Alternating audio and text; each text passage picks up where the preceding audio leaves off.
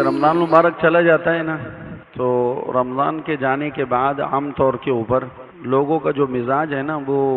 دین سے بالکل فارغ ہو جانے کا ہے، اور ہمیں آج تک یہ بات سمجھ میں نہیں آئی ہے کہ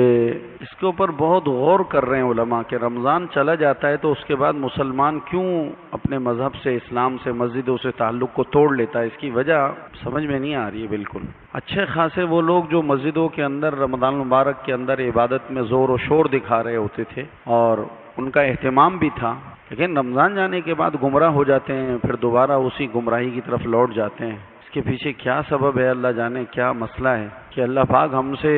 اس رمضان مبارک کی عبادت میں راضی نہیں ہوا ہے کہ ہمارے لیے استقامت کے دروازے اللہ پاک کھول دیتا۔ کچھ سمجھ میں نہیں آتا۔ یعنی عید کی نماز والے دن تو فجر کی نماز کے اندر عید کی نماز کی ادائیگی کے لیے، چونکہ اول وقت میں ہمارے ہاں ہو رہی ہے اور مسجدوں کا تو مجھے نہیں پتا، تو عید والے دن فجر کی نماز میں الحمدللہ مجمع اسی طرح بھرا ہوا تھا جیسے کہ رمضان کی فجر میں ہوتا ہے، لیکن ٹھیک عید کا دن گزرا ہے، اس کے بعد اگلے دن جو فجر کی نماز آئی ہے اس میں 2 صفیں، چھوٹی چھوٹی یہ صفیں ہیں، اس میں ایک صف کے اندر 30-40 آدمی آ جاتے ہیں، تو 15-20-25 ہزار کی آبادی مسلمانوں کی، بالغ مردوں کی ہے اس مسجد کے اطراف میں، تو 50 ہزار کی آبادی میں سے 100 آدمی فجر کی نماز، اور اب تک وہی روٹین چل رہا ہے پورے ہفتے سے، یعنی پہلا دن گزرا اسی حال کے اوپر، پھر اس کے بعد اب پورا ہفتہ اسی طرح سے ہے، 100-150 زیادہ زور ماریں گے 200 آدمی بس۔ اب 50 ہزار آدمیوں میں سے صرف 200 آدمی علاقے میں سے نماز فجر ادا کر رہے ہیں، چونکہ فجر میں تو کسی کے لیے بھی عذر نہیں ہے کہ ہم مولوی صاحب مارکیٹ میں ہوتے ہیں، ہم آفس میں ہوتے ہیں، ہم گھر میں نہیں ہوتے، ہم کیسے آئیں؟ چلو ظہر میں، عصر میں، مغرب میں عذر پیش کیا جا سکتا ہے کہ ہم علاقے میں ہوتے ہی نہیں ہیں، لیکن ایسا تو ممکن نہیں ہے کہ کراچی کے اندر لوگ فجر کی نماز کے وقت میں اپنے گھر پہ نہ ہوں۔ فجر میں تو گھر پہ ہوتے، لیکن میں آپ کو سچ بتا رہا ہوں کہ یہ پورے کراچی کا، پوری شہروں کی آبادیوں کا یہ ماحول اور یہ حال ہے۔ میری سمجھ میں نہیں آتا کہ آپ لوگ فجر میں کیوں اٹھنے کو تیار نہیں، کچھ وجہ سمجھ میں نہیں آتی، کیوں فجر میں غیر حاضری؟ اس میں ہی کتنا مجمع ہمارے سامنے ایسا بیٹھا ہوگا جس کی پچھلے پورے ہفتے کی فجر جو ہے وہ قضا ہوئی ہو، شاید ایک آدھ دن اٹھ گئے ہوں، مسجد میں آ گئے ہوں، توفیق ہو گئی ہو، ورنہ اکثر دنوں کی فجر تو اس مجمع کی بھی نکل رہی ہے جو مجمع بات سن رہا ہے مستقل بنیادوں پر۔ اب میرا یہ سوال ہے آپ لوگوں سے، میرا یہ سوال ہے، اس سوال کا مجھے کسی طرح کوئی جواب دے کر ہمیں کوئی تشفی دیں، کوئی ہمیں دلاسا دیں کہ کیا رمضان المبارک کی فجر اور عام مہینوں کی فجر کی فرضیت میں فرق ہے؟ کوئی فرق ہے؟ آپ نے اس فرق کو کہیں مطالعہ کیا ہو، کہیں پڑھا ہو، قرآن اور حدیث میں آپ کو ملا ہو کہ جو رمضان المبارک کی فجر ہے اس کی اہمیت زیادہ ہے اور جو غیر رمضان کی فجر ہے اس کی اہمیت نہیں ہے؟ کیسے گاڑی آگے بڑھے تو کیسے بڑھے گی؟ سوال یہ ہے۔ آدمی آگے دین کی اور کیا باتیں بتائے جبکہ ہم بیس جو ہے نا، بنیادی جو دین کا حصہ ہے وہی ہمارے ہاتھوں سے ابھی تک نکلا ہوا ہے، اور ہم بہت تیزی سے اپنی موت کے قریب جا رہے ہیں، بہت تیزی سے۔ یہ سفر ہمارا اتنا تیزی سے ختم ہوتا چلا جا رہا ہے کہ ہمیں خود اندازہ نہیں ہے کہ کتنی جلدی ہم اس دنیا کو چھوڑ کے قبر کے گڑھے میں اترنے والے ہیں۔ مطلب کب ہم نظام بنائیں گے اور کب ہمارے اندر اس کا احساس جاگے گا اور کس وقت کے اندر؟ میرے تو بیانات کے اندر یہ باتیں اتنی زیادہ ہونے لگی ہیں کہ میری گھر والی جب جمعہ آتا ہے تو مجھے کہتی ہے جائیے ڈانٹنے کا وقت آ گیا آپ کے، آپ بیان نہیں کرتے، آپ لوگوں کو ڈانٹتے ہیں۔ آج بھی مجھے کہہ رہی تھی جائیے ڈانٹنے کا وقت ہو چکا ہے، جائیں جا کے قوم کو ڈانٹیں آپ۔ تو آپ ایمانداری سے بتاؤ کہ یہ وہ مجمع ہے جو بیانات سن رہا ہے، ہم اس کی بات نہیں کر رہے جو بیان نہیں سن رہا۔ یہ سننے والا اتنا اس وقت دل کی سختی کے ساتھ بیٹھا ہوا ہے کہ ان کے پاس تبدیلی کا کوئی نظام نہیں ہے، ان کے پاس کوئی ایسا پاورفل نظام نہیں ہے جس سے یہ فیصلہ کر سکیں کہ اس نظام کو اختیار کر کے ہم بدل جائیں گے۔ کیا کریں آپ بتائیے، ہمیں کیا کرنا چاہیے؟ ایسے موقعوں پر ہمیں سب کو مل کے فکر کرنی چاہیے، سوچ و بچار ہونی چاہیے، کیا کریں؟ یا رمضان المبارک گزرنے کے بعد فجر کی نماز کی فرضیت ساقط ہو جاتی ہے، کیا ہو جاتا ہے آخر؟ ظہر تو ماشاءاللہ پڑھ ہی رہے ہوں گے آپ لوگ، عصر بھی پڑھ رہے ہوں گے، مغرب بھی پڑھ رہے ہوں گے، عشاء بھی پڑھ رہے ہوں گے، فجر کے بارے میں کیا خیال ہے؟ کیا کرے اس کا؟ آپ بتائیں مجھے، کوئی رائے تو دو نا ہمیں، کوئی کم از کم ہم لوگوں کو رائے دو۔ جی، یہ بھائی کہہ رہے ہیں کہ فجر کی نماز کی قضا ہونے کی سب سے بڑی وجہ ہمارا روٹین کا بگاڑ ہے، لائف اسٹائل جس کو کہتے ہیں نا ہم، کہ ہم رات میں دیر سے سوتے ہیں اور اس کے بعد صبح 9-10 بجے تک سوتے رہتے ہیں، پھر اٹھتے ہیں۔ بات بالکل معقول ہے، بالکل صحیح ہے، لیکن سوال یہ ہے کہ یہ بات تو ہم آپ لوگوں کو بتا چکے ہیں، یہ تو تمام پاکستان بھر کے علماء کا اتفاق رائے ہوئی ہے اس مسئلے پر کہ پاکستان کے اندر مسلمان فجر کی نماز میں وہ لوگ جو نمازی کہلاتے ہیں ان کی بھی فجر کیوں جاتی ہے؟ تو بہت غور و خوض کے بعد یہی بات نکلی جو یہ بچہ کہہ رہا ہے کہ پاکستان کی عوام جو ہے وہ سونے اور جاگنے میں فطری نظام سے ہٹے ہوئے ہیں۔ اگر ہم یہ چاہتے ہیں کہ ان کو فجر کی نماز میں مسجد میں اس طرح پابندی کے ساتھ دیکھیں جیسا کہ اور نمازوں میں ہم دیکھتے ہیں، تو چاہیے کہ ہم ان لوگوں کو رات میں جلدی سونے کے نظام کے اوپر لے کر آئیں۔ اگر یہ رات میں جلدی سوئیں گے تو پھر ان کے لیے فجر کی نماز میں جاگنا آسان ہو جائے گا۔ لیکن سوال یہ ہے کہ یہ مرض کی تشخیص تو ہو چکی ہے، لیکن جو مریض ہے وہ تشخیص ہونے کے بعد اس نسخے پر عمل نہیں کر رہا، تو اس کے دل کے اندر اس کا احساس کیسے پیدا کیا جائے کہ تم ہلاکت کی طرف اپنے اس مرض کی وجہ سے روز بروز بڑھتے چلے جا رہے ہو، آگے چلے جا رہے ہو۔ تم اپنے آپ کو کب نکالنے کا فیصلہ کرو؟ زندگی تو گزر رہی ہے، زندگی کے تو ہر ایام ہاتھ سے جا رہے ہیں کہ اللہ نے زمانے کی قسم کھا کر یہ بات فرمائی کہ والعصر ان الانسان لفی خسر، مجھے قسم ہے زمانے کی، ان الانسان لفی خسر، بے شک دنیا کے جتنے بھی انسان ہیں سب کے سب خسارے کے اندر ہیں، خسران اور بربادی اور ہلاکت میں پڑے ہوئے ہیں۔ لیکن وہ لوگ جو ایمان لائے اور اس کے بعد انہوں نے اعمال صالحہ کیے جس سے ان کی اپنی اصلاح ہوئی، اور خالی اپنی اصلاح کے اوپر اکتفا نہ کیا بلکہ اپنے ماتحت، اپنے ماحول، اپنے اطراف، اپنے گھر والے، اپنے بہن بھائی، اپنا خاندان، اپنے مسلمان بھائی، اپنے محلے والے، اپنے شہر والے، ان کو بھی تکمیل کی دعوت دینا شروع کری اور ان کو بھی تواصی بالحق کرتے رہے، ایمان اور طاعت کی، اعمال صالحہ کی ان کو بھی دعوت چلاتے رہے، اور تواصی بالصبر، ان نیک اعمال کی جن کی دعوت ان کو دی تھی اس کی پابندی کی فہمائش کرتے رہے کہ صبر کا ایک معنی، صبر کا حقیقی مفہوم کسی بھی عمل کے اوپر پابندی کے ساتھ اپنے نفس کو مجبور کر کے لانا ہے۔ تو تواصوا بالحق، انہوں نے نیک کاموں کی ایک دوسرے کو فہمائش کری، طاعت کی، اور اس کے بعد دوسری فہمائش یہ بھی کری کہ صرف اطاعت اور اعمال صالحہ کرنا نہیں ہے بلکہ اس کو اس طرح کرنا ہے کہ اب زندگی میں کسی عمل کو شروع کرنے کے بعد اب موت تک اس کو چھوڑنا نہیں ہے، اس کی پابندی کرنی ہے۔ کہ اللہ کے نبی علیہ الصلوۃ والسلام تو ان لوگوں سے بھی سخت خفا اور ناراض ہو گئے جن لوگوں نے نفل عمل کو شروع کر کے نفل عمل کی پابندی نہیں کری۔ حالانکہ نفل عمل تو نفل ہے، وہ ضروری نہیں ہے، کبھی کر لیا نفع ہو گیا، نہیں کیا گناہ نہیں ہے۔ جیسے اشراق کی نماز ہے، چاش کی نماز ہے، تہجد کی نماز ہے، یہ ہم پر فرض نہیں ہے، تہجد پڑھنا ہم پر فرض نہیں ہے، ایک نفل عبادت ہے۔ تو جس دن میں جاگ گیا، جس دن میں نے پڑھ لی، اللہ کا شکر ہے اور بہت بڑا کارنامہ کیا، اور میں نے اپنے صحیفے کے اندر ماشاءاللہ بہت ساری نیکیاں جمع کر لی، اور جس دن رہ گیا تو کوئی بات نہیں، کوئی گناہ نہیں ہے۔ فجر میں تو میں اٹھ گیا، فجر تو میں نے پڑھ لی نا، جو فریضہ تھا وہ تو ادا کر لیا۔ لیکن جناب رسول اللہ صلی اللہ علیہ وسلم کے زمانے مبارک کے اندر اعمال کو شروع کرنے کے بعد اس سے پیچھے ہٹنا یہ اتنا زیادہ ناپسندیدہ تھا کہ اللہ کے پیارے نبی صلی اللہ علیہ وسلم کو اگر کسی کا پتہ چلتا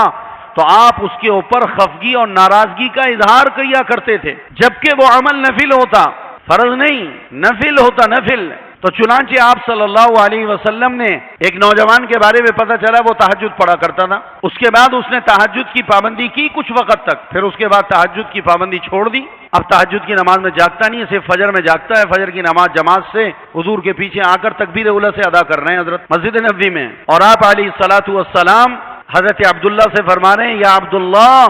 لا تکن مثل فلاں کان یقوم اللیل فترکہ، اے عبداللہ تم فلانے آدمی کی طرح مت بننا کہ پہلے وہ تہجد کی نماز میں جاگا کرتا تھا، تہجد کی نماز پڑھا کرتا تھا، اب سنا ہے کہ اس نے تہجد میں جاگنا چھوڑ دیا ہے، فلانے کی طرح نہ ہونا۔ ایسا آدمی جو تہجد کی نماز پڑھ رہا ہے اب اس نے تہجد کی نماز میں سستی شروع کر دی تو یہ آدمی اللہ اور اس کے رسول کے ہاں پسندیدہ نہیں ہے، فرمایا اس کی طرح مت بننا تم۔ اب آپ اندازہ لگائیں کہ اللہ کے پیارے نبی علیہ الصلوۃ والسلام ایک نفل عبادت کو کرنے والا اگر اس نفل عبادت سے سستی اور کاہلی کی وجہ سے پیچھے رہ جائے تو آپ اپنی خفگی کا، ناراضگی کا اظہار کرتے ہوئے اس کو بطور نمونہ اور عبرت کے پیش کرتے ہوئے کہہ رہے ہیں، دوسرے کو نصیحت کرتے ہوئے یا عبداللہ لا تکن مثل فلاں کان یقوم اللیل فترکہ، فلانے کی طرح مت بننا، فلانے کی طرح نہ ہو جانا کہ وہ پہلے تہجد کے لیے جاگا کرتا تھا، تہجد پڑھا کرتا تھا، اب سنا ہے کہ وہ تہجد میں سستی کرنے لگا ہے، تہجد میں نہیں جاگتا۔ آپ اندازہ لگائیں کہ تہجد کی نماز شروع کر کے چھوڑنے والا قابل ملامت، قابل عتاب، قابل غصہ، قابل غضب، قابل بیزاری، کہ اللہ کے نبی اس سے بیزاری کا اظہار کر رہے ہیں، اپنے غصے کا اظہار کر رہے ہیں، اور دوسرے کو جو اس عمل کو کر رہا ہے اس کو استقامت کے لیے اس کو بطور نمونہ اور مثال کے پیش کر کے عبرت بنا رہے ہیں، اس کی طرح مت بننا۔ تم ماشاءاللہ پڑھ رہے ہو تہجد، اس کے اوپر پابندی کرتے رہنا۔ اب آپ اندازہ لگائیں کہ جناب رسول اللہ صلی اللہ علیہ وسلم کے زمانے مبارک کے اندر نمازوں کا اور صبح کے جاگنے کا اور فجر کی نماز کے اہتمام کا یہ حال تھا کہ تہجد کے اندر جاگنے والا اگر اس تہجد کے جاگنے میں سستی کر گیا تو وہ قابل عتاب ہوا،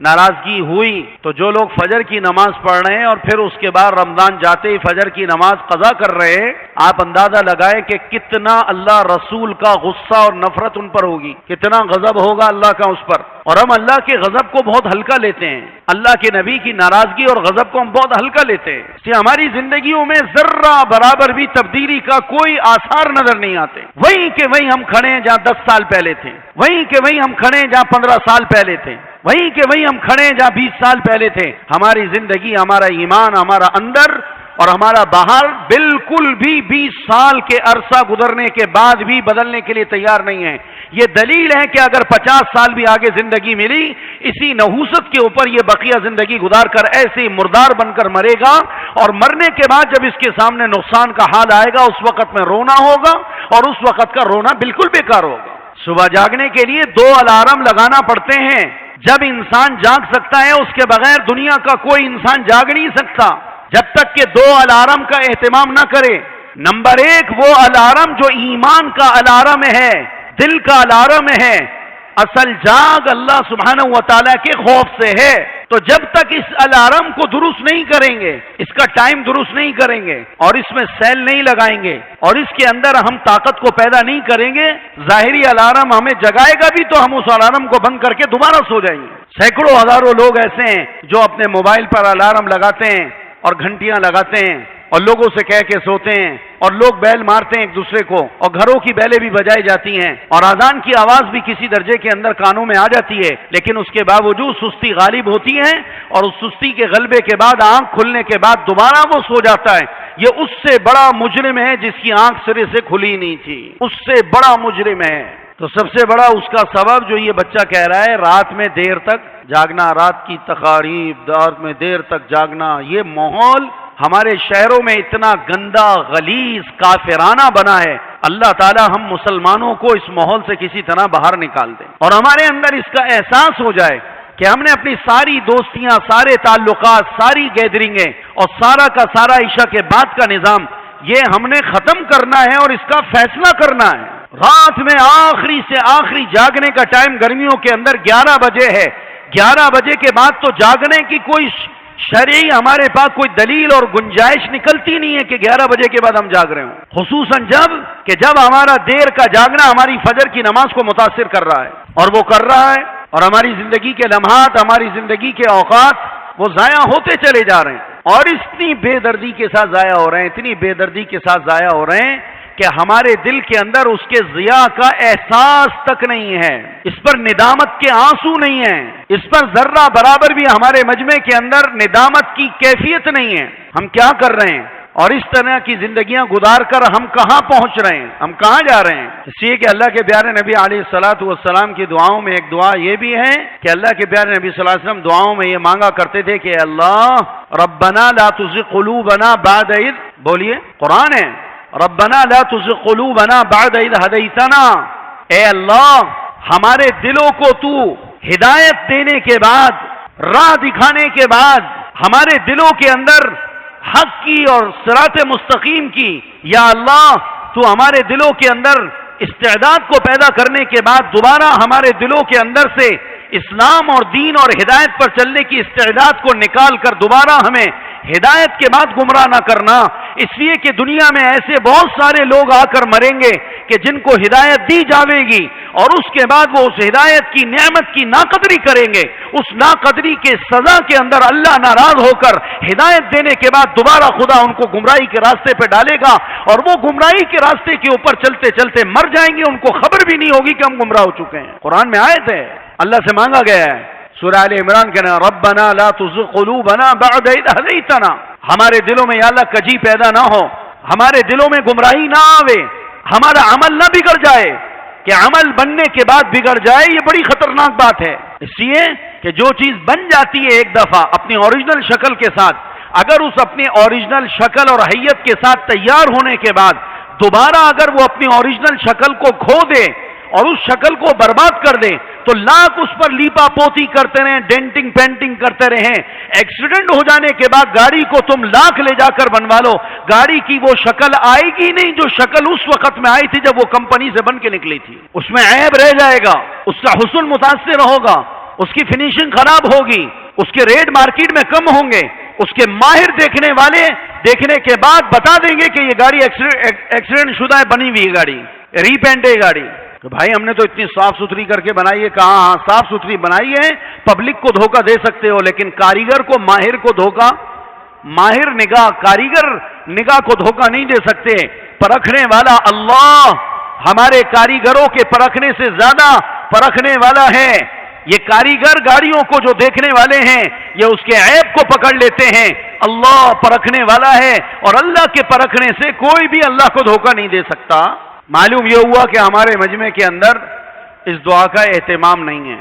ہمارے اندر اس کا اہتمام نہیں ہے، اس کو ہم دعاؤں میں لیتے ہی نہیں ہیں جس کو اللہ قرآن میں ذکر کر رہا ہے۔ ہم سمجھتے ہیں ہم گمراہ ہیں ہی نہیں، ہم تو مسلمان ہیں۔ تو بھائیو یہ آیت اللہ نے کافروں کے لیے نہیں اتاری، ہدایت جس کو مل گئی اسی کو تو مسلمان کہا جاتا ہے، اور اسی مسلمان سے کہا جا رہا ہے کہ تجھ کو ہدایت مل گئی، یہ تیرا نفس اور یہ شیطان اور یہ تیرا ماحول تیرا دشمن ہے، یہ ایمان کا ہدایت کا دشمن ماحول ہے، یہ ماحول تیرے کو تیرے اس ایمان اور ہدایت کے راستے سے ہٹانے میں لگا ہوا ہے۔ اللہ سے شب و روز اس کی مستقل دعا کرتا رہے کہ اللہ تعالیٰ اس ماحول کی گندگیوں سے اور ان دشمنوں سے اللہ تیرے ایمان اور ہدایت کی حفاظت فرمائے، اس لیے کہ اس ماحول کے اندر ہدایت کے اوپر استقامت اسی کو مل سکتی ہے جس پر اللہ مہربان ہو کر اس کو ہدایت پر موت تک استقامت دے دے۔ تو اللہ سے مانگو، لیکن ہم تو اس کو دعا سمجھتے ہی نہیں۔ بہت سو کو تو علم ہی آج ہوا ہوگا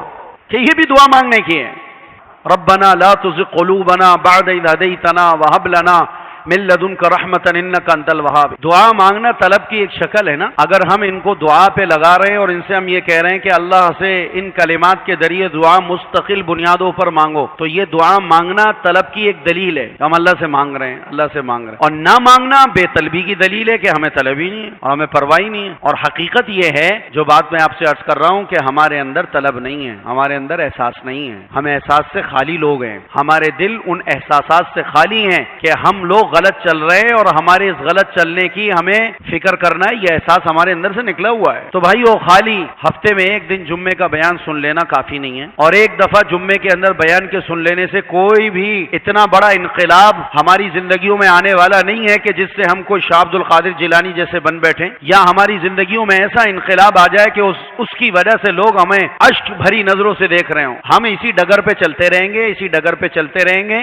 اور یہ ہمارے اندر کی جو ظلمت اور ہمارے اندر کی سختی ہے ہمیں اس سے نکلنے نہیں دے گی اور موت آ جائے گی۔ بس اس کے بعد جو نقصان کی شکل قبر میں کھلنے والی ہے نا، اس کے بعد اس کی کوئی تلافی کی دنیا کے اندر شکل نہیں ہوگی، کوئی شکل نہیں۔ جو سوچنا ہے ابھی سوچنا ہے، جو کرنا ہے ابھی کرنا ہے، جو فکر ہے ابھی کرنا ہے۔ اس لیے رات میں دیر سے جاگنے کی عادت کو ختم کیا جائے، جلدی سونے کا ماحول بنایا جائے۔ آخری ٹائم سونے کا گھروں کے اندر کیا بنانا چاہیے ہمیں؟ ہمارے گھر میں کوئی سوئے نہ سوئے، ہم نے کتنے بجے بستر کے اوپر لیٹ جانا سونے کے لیے؟ کون کون آج سے یہ طے کرتا ہے کہ میں 11 بجے بستر پہ سونے کے لیے لیٹ جاؤں گا؟ 11 بجے کے بعد نہیں جاگنا، 11 بجے ہم نے سو جانا ہے، کھانا ملے نہ ملے۔ اگر ہم یہ چاہتے ہیں کہ فجر کی نماز اگر ہماری وقت پر ادا ہو جائے تو ہمیں اس پر تو آنا پڑے گا کہ ہمیں اپنے گھر کے اندر جلدی سونے کا ماحول بنانا پڑے گا۔ اس کے بغیر ہمارے گھروں کا نظام نہیں بدلے گا، اور ہمارے بچے بھی اسی بلا کے عادی ہو جائیں گے جس بلا کے عادی ہماری نوجوان نسل ہو گئی ہے۔ اچھا 11 بجے آپ سونے کی تیاری پہ چلے جاتے ہیں؟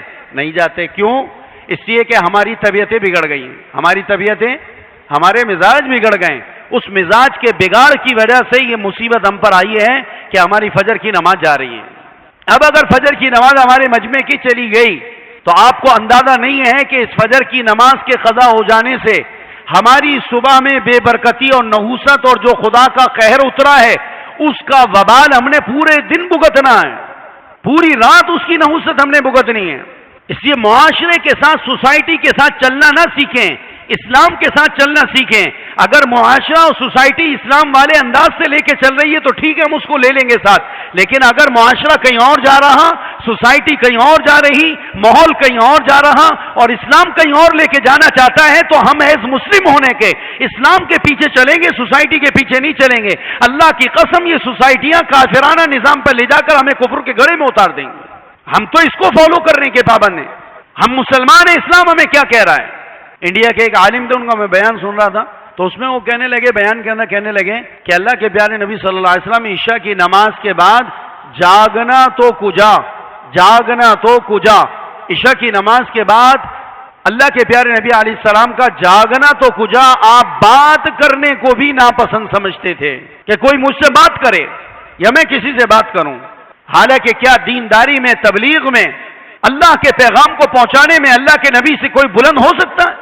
اور سب سے زیادہ ہمارے کراچی میں جاگنے کے ماحول کو بنانے کی وجہ یہ کوئٹہ والے ہوٹل ہیں۔ ان کوئٹہ ہوٹل والوں نے پوری کراچی کو انسانیت کے اور فطرت کے نظام سے نکال کر ان کو حیوانیت اور جانوروں کے نظام سے بھی آگے لے گئے کہ جانور بھی رات میں وقت پہ سو جاتا ہے، یہ تو کافرانہ نظام سے آگے جا رہے ہیں۔ لونڈے بیٹھے ہوئے، لڑکے بیٹھے ہوئے، رات کے 1 بجے آؤ، 2 بجے آؤ، کرسیاں لگی ہوئی ہیں اور جناب چائے چل رہی ہے اور پراٹھے چل رہے ہیں، پوری رات پراٹھے چل رہے ہیں۔ وہ یو پی موڑ پہ 2 ہوٹل ہیں، ایک نے کھولا 24 گھنٹے سروس، اس کے برابر میں ایک اور کاکڑ آیا، اس کاکڑ نے لکھا 25 گھنٹے سروس۔ لڑکوں کو نائٹ میچ پہ لگایا، راتوں کے اندر لائٹیں اور بجلی چوری کر کے اور اسٹریٹ لائٹوں کی روشنی کے اندر جہاں سے لوگوں کا گزرنا ہے ان گزرنے والوں کو پریشان کیا، اور اس کے اندر گاڑیوں کے شیشے ٹوٹے، اور جن گلیوں کے اندر وہ رات میں ہو ہاں ہنگامہ شور شرابے کے ساتھ کرکٹ کھیلتے ہیں لڑکے جمع ہو کر، ان گھروں والوں کی ساری رات نیند خراب رہتی ہے۔ لیکن کیا ہماری نوجوان نسل کو کسی نے سمجھایا؟ اور یہ کوئی اوپر کی مخلوق یا ادھر ادھر کی نہیں ہے، یہ مجمع جو میرے سامنے بیٹھا ہوا ہے، اس مجمع کے اندر ایسے سینکڑوں لوگ بیٹھے ہوئے ہوں گے جو رات میں کوئٹہ والے ہوٹلوں پر جا کر، چائے کے ٹھیوں پر جا کر، اور اسی طریقے سے میدانوں میں اور اسٹریٹ میں اور نہ جانے کہاں کہاں پارکوں میں جا کر رات کے 12-1 بجے تک جاگنے کا ماحول بنائے بیٹھے ہوں، جس کی وجہ سے رات میں کھانوں کا ماحول بنا ہے۔ اور ہمارے یہاں رات میں شارائیں، حتیٰ کہ اتنا باہر کھانے کا ماحول ہمارے کراچی میں بنتا چلا جا رہا ہے کہ باقاعدہ وہ جو ہماری اسٹریٹ ہیں وہ ساری کی ساری فوڈ اسٹریٹ کے نام سے جانے لگی ہیں، اس کے نام ہی تبدیل ہو گئے ہیں۔ کیا ان کے ماں باپ نہیں ہیں؟ کیا ان کے بڑے نہیں ہیں؟ کیا ان پر نگرانیاں نہیں ہیں؟ کیا ان کو جاننے والا کوئی نہیں ہے؟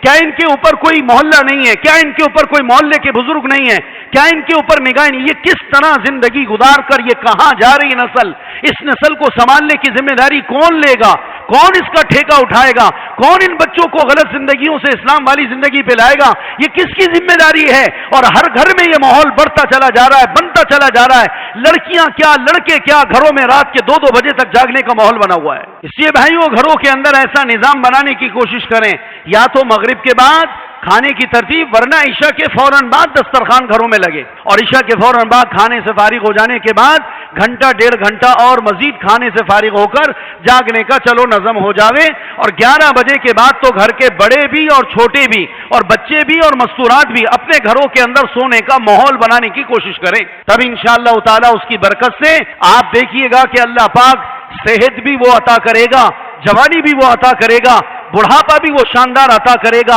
اور اللہ تعالیٰ وہ نورانی اعمال عطا کرے گا کہ زندگی گزارنے میں دنیا میں مزہ آئے گا، اور اپنی آخرت دنیا کے اندر اپنی آنکھوں سے بنتا ہوا دیکھے گا۔ ہر آنے والا دن اللہ کی محبت میں بڑھا رہا ہوگا، ہر آنے والا دن اللہ کے نبی کی محبت میں بڑھا رہا ہوگا، ہر آنے والے دن کے اندر ہم اپنی قبر میں جانے کی تیاری شوق و ذوق سے کر رہے ہوں گے، اور آنے والے اس فرشتے کو جو اللہ کا پیغام لے کے آنے والا ہے، ہمیں دن رات اس کا انتظار ہوگا کہ اللہ کا وہ پیغام لینے والا فرشتہ آ جائے، میں اللہ کے پاس جانے کو تیار ہوں، اس لیے کہ میری تیاری پوری ہے۔ ہمارے والد ماجد نے ہمارے گھر کے اندر یہ ماحول بنایا تھا، اس ماحول کی برکت سے آج زندگی کے 35 سال کا عرصہ، 40 سال تو میں کہہ سکتا ہوں مبالغے کے ساتھ، وگرنہ 35 سال میں زندگی کے کہہ رہا ہوں، ہمارے والد صاحب نے عشاء کے بعد گھر میں جلدی سونے کا ماحول بنایا تھا، اور اس کی پابندی لگائی تھی کہ گھر میں عشاء کے بعد کوئی کسی کا دوست، کسی بچے کا ملنے والا اور کوئی رشتہ دار ہمارے گھر میں نہیں آئے گا، اور مغرب کے بعد یا عشاء کے فوراً بعد گھر آ کر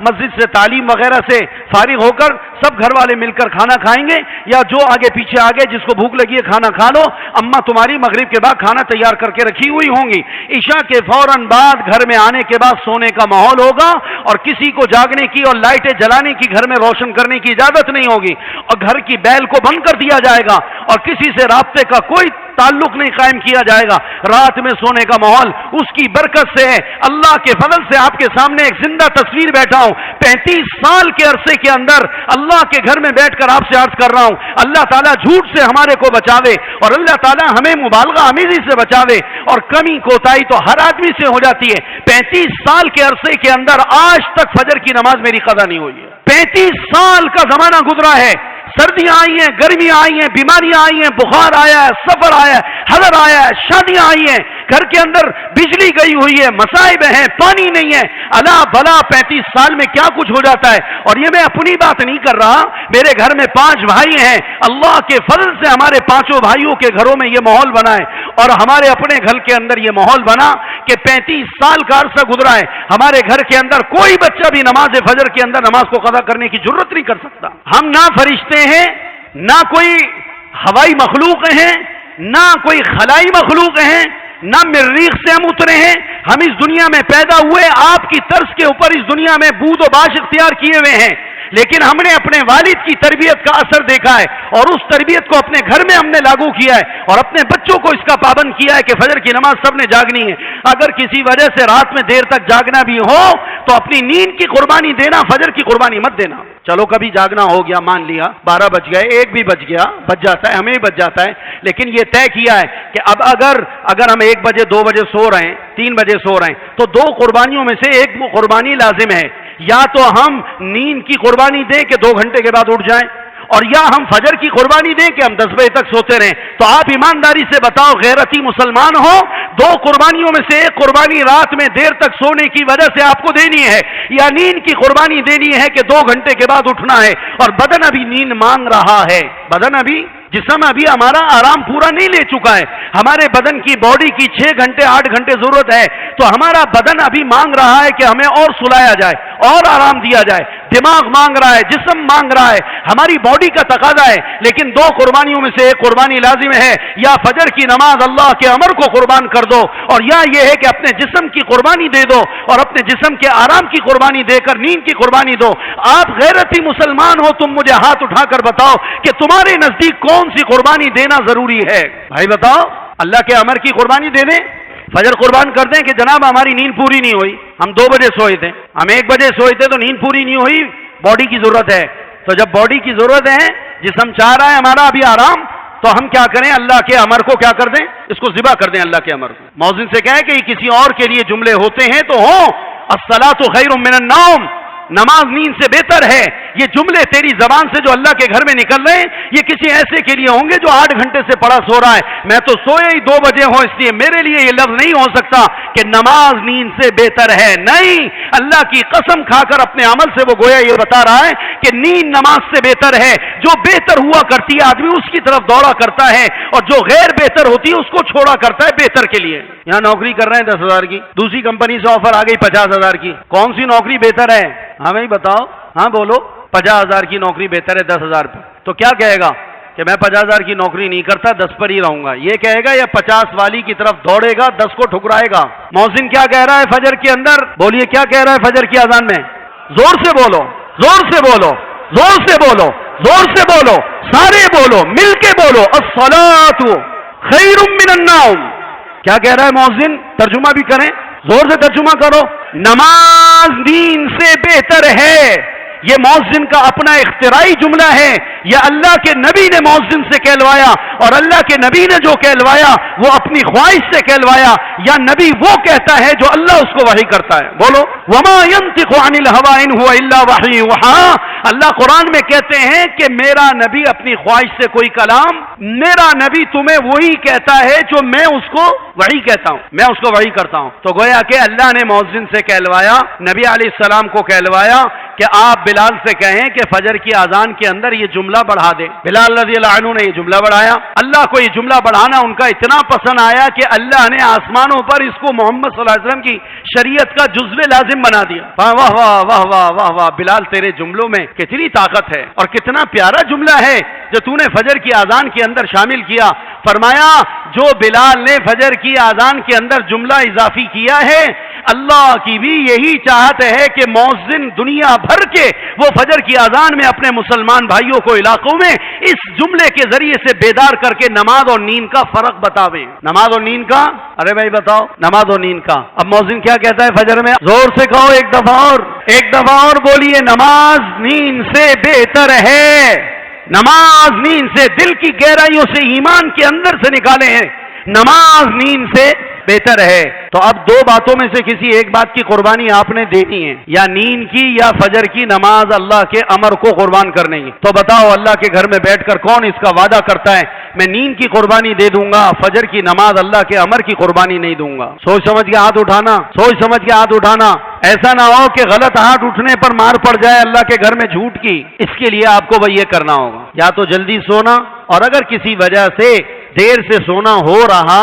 اور فوراً اپنے گھروں کے اندر 11 بجے کے ماحول کو بنانا آسان نہیں ہے. اس میں آپ کو ہفتوں لگیں گے،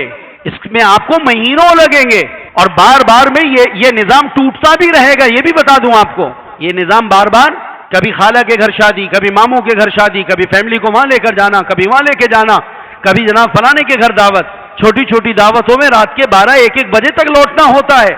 تو ہوتا رہے گا، نظام ٹوٹتا رہے گا. لیکن اب ان نظام کے ٹوٹنے کے اندر جب ہمارے سونے کے لیے بستر پر جانے کا وقت ہو، اپنے آپ کو استحضار کے ساتھ مخاطب کر کہ دیکھ رات کے 1 بج رہے ہیں، اب تو سونے جا رہا ہے، 2 بج رہے ہیں رات کے سونے جا رہا ہے. اب تیرے سامنے صبح کے وقت میں 2 قربانیوں میں سے ایک قربانی لازم ہے. یا تو نیند کی قربانی دے گا اور فجر کی نماز کو بچا لے گا، یا تو فجر کی نماز کو ضائع کر دے گا، نیند کی قربانی دینے کے بجائے نیند کو تو بچا لے گا. تو خود بتا مسلمان ہے، آج کی رات میں اگر اللہ تیری سوتے میں روح قبض کر لے اور تو یہ نیت لے کے سویا ہو کہ نیند قربان نہیں کروں گا، نماز قربان کر دوں گا، اور اس رات میں تجھے موت آ گئی، تو کہاں جائے گا کہ صبح اٹھتے وقت تیرا نیت اور ارادے میں کہیں بھی اللہ کے امر کو بچانے کی نیت نہیں ہے، کہیں بھی تیرے دل و دماغ میں اس کا وہ نہیں. اور اگر اس کا فیصلہ کیا ہے کہ نہیں نیند کو قربان کر دوں گا، نیند کو قربان کر دوں گا لیکن امر کو نہیں ٹوٹنے دوں گا، تو پھر اب اس کا انتظام کرے گا سارا. ماں کو کہہ کے سوئے گا، باپ کو کہہ کے سوئے گا، دوستوں کو کہہ کے سوئے گا. اور جناب جو ہے نا وہ جو نمازی دوست ہیں ان سے اس کی یاریاں ہوں گی، دوستیاں ہوں گی. یار نماز میں اٹھو تو مہربانی کر کے مجھے بیل مارتے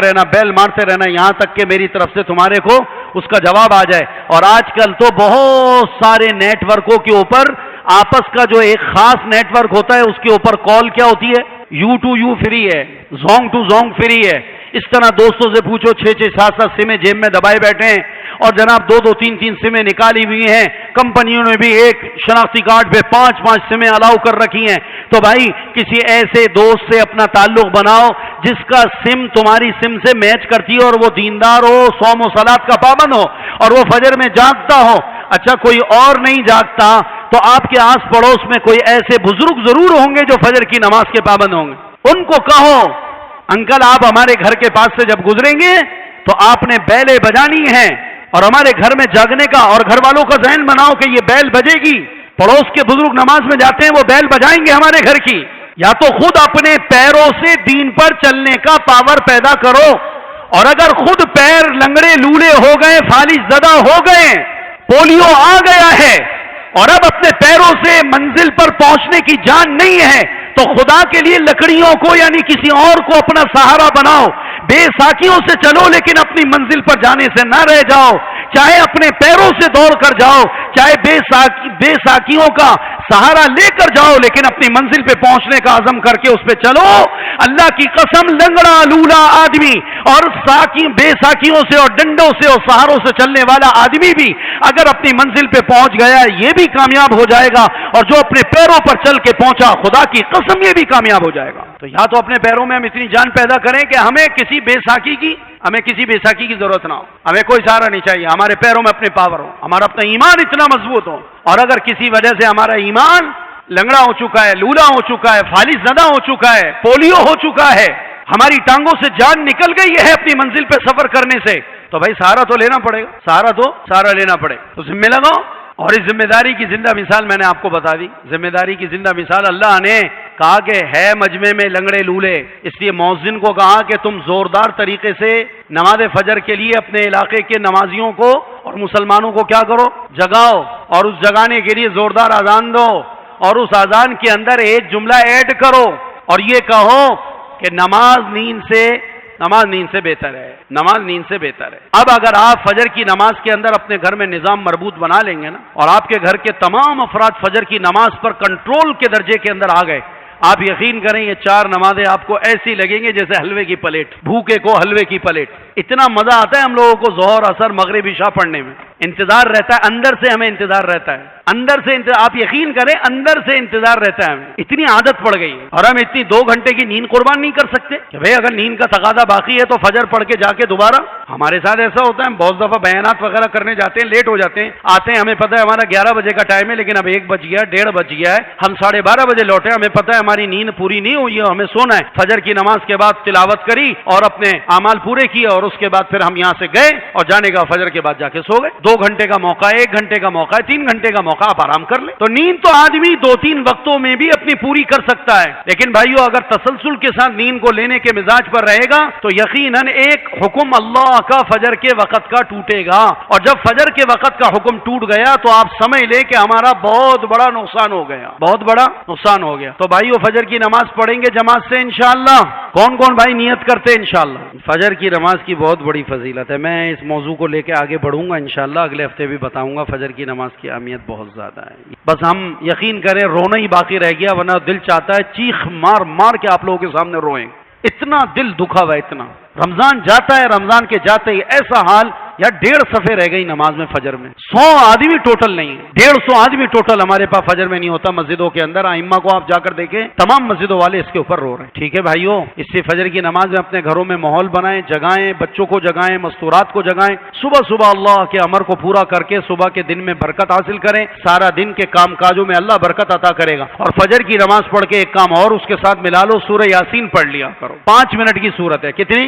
5 से 7 मिनट, 10 मिनट के अंदर सूरत पूरी हो जाती है। जो सूरह यासीन पढ़ लेगा 10 कुरान मजीद का उसको सवाब भी अल्लाह देंगे। और हदीस में आता है जो आदमी अलग सुबह सूरह यासीन की तिलावत कर ले, अल्लाह कहते हैं सारे दिन के उसके काम काजों में मैं रब उसको मदद दूंगा, सारे कामों में मदद होगी। तो फजर की नमाज और सूरह यासीन, फजर की नमाज और सूरह यासीन, इन 2 चीजों को आप थाम कर देखें, कुछ हफ्ते कुछ महीने पाबंदी करें, फिर आप देखें जिंदगी में कैसे आपकी इनकलाब आए, और जिंदगी में आपके कैसे बहारें आएंगी, और जिंदगी में कैसा चैन और सुकून और इत्मीनान आएगा। यकीन करें दुनिया में ऐसा जीने में मजा आने लगेगा जैसा कि जन्नतियों को जन्नत में मजा आता है, ऐसे मजे अल्लाह देगा। आप करके देखें, हमारे कहने से करके देखें, करेंगे इंशाअल्लाह। चलो भाई सुन्नतें पढ़ लो। अल्लाह